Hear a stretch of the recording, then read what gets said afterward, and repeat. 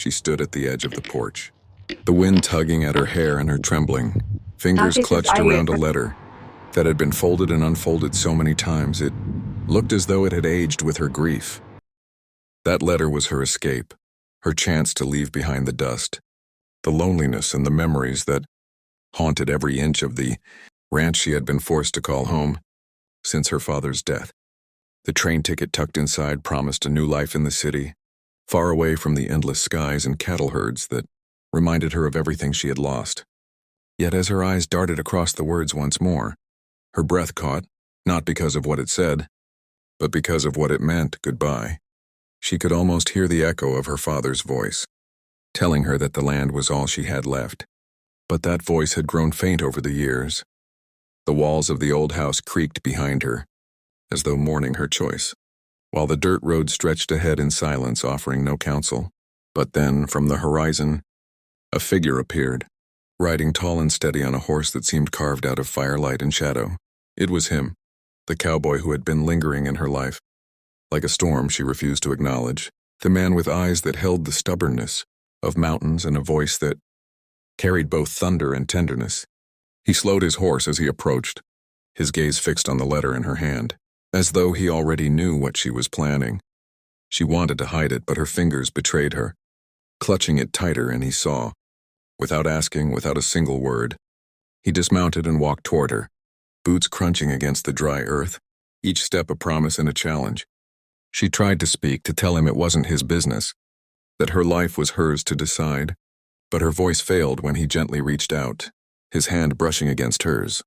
For a moment, the world stilled, the wind, the house, the weight of her sorrow, and then, in a move both daring and impossibly tender, he slid the letter from her grasp. She gasped, her heart thundering like a stampede, and yet she didn't stop him. He opened it, glanced at the ticket, the farewell scribbled in her careful handwriting, and his jaw tightened. But instead of anger or judgment, his eyes softened, filled with something she had never let herself hope for: devotion. Slowly, with deliberate care, he folded the letter and tucked it away in his vest.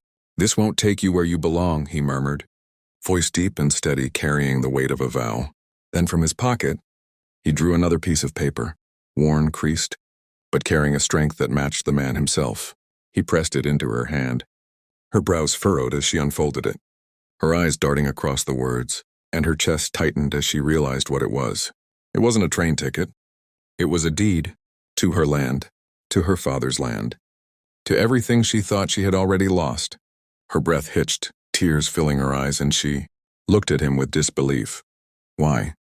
she whispered, as though the word itself might shatter if she spoke too loud. He looked at her, the fading sunlight catching the rough lines of his face, etching them with a kind of fierce beauty that seemed born of the earth itself. "Because you were never meant to run," he said.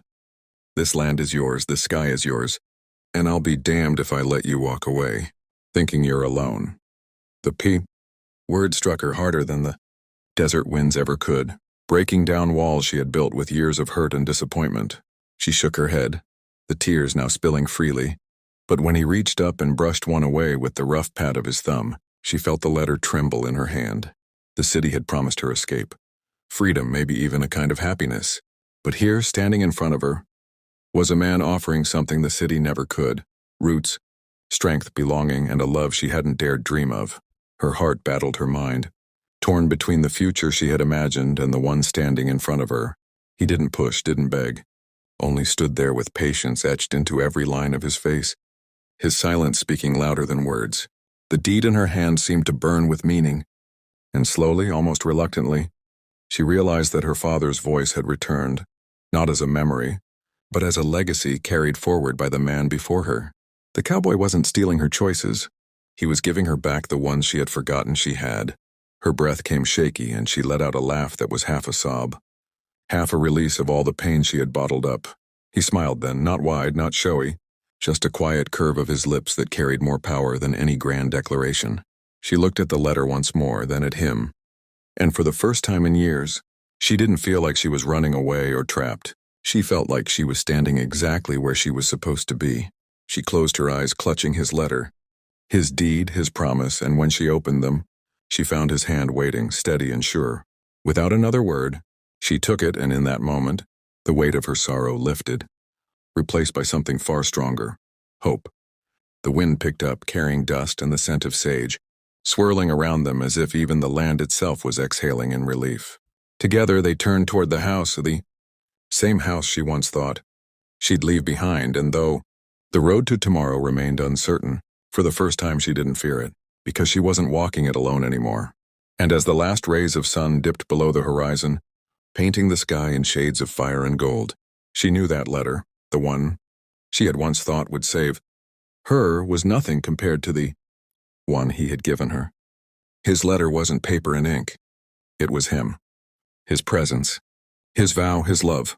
And she would carry it with her for the rest of her life.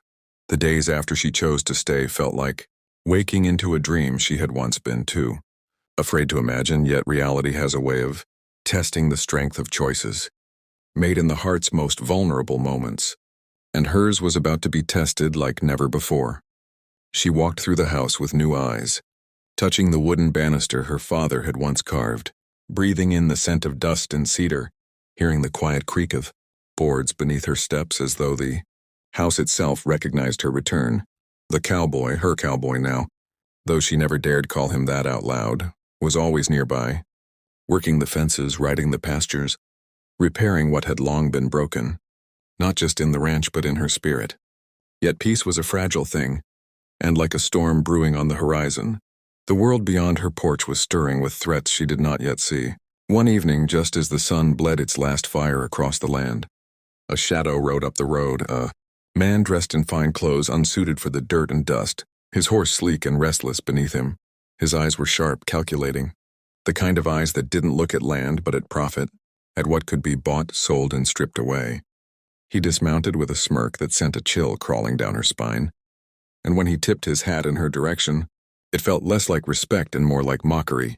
He introduced himself as a man from the city, a representative of interests who had long been circling the ranch, waiting for the chance to claim it. Her letter had almost given them that chance, for she had been ready to leave, and her abandonment would have left the land vulnerable to their grasp. But the cowboy had stopped that, and now this man, with his smooth words and sharper smile, had come to finish what her despair had almost started. He pulled papers from his satchel, contracts, deeds, signatures she never remembered signing but which bore her name, nonetheless, and told her the land had debts, deep and old, debts she could never hope to pay off. Her heart raced, panic clamping down as she stared at the words she didn't understand, the ink that seemed to trap her like a snare. The cowboy stepped forward, his stance unyielding, his presence like a wall between her and the man's poisonous intentions. "You'll take nothing here," he said, voice low but carrying the weight of thunder. The man sneered, brushing dust from his coat. "You think you can stop the tide, cowboy? Paper owns this land, not sentiment, and paper says it belongs to us." She felt the letter in her pocket, the deed the cowboy had given her, and though fear rattled her bones, something else flared in her chest, strength. She stepped forward, clutching the paper as if it were her father's hand, and met the stranger's gaze. "This land is mine," she said, her voice trembling but steady, "and no paper you carry will take it from me." The man chuckled, as though amused at a child's defiance. But the cowboy didn't laugh. He moved closer, his eyes dark with the promise of battle. "You heard her. Now ride back where you came from before."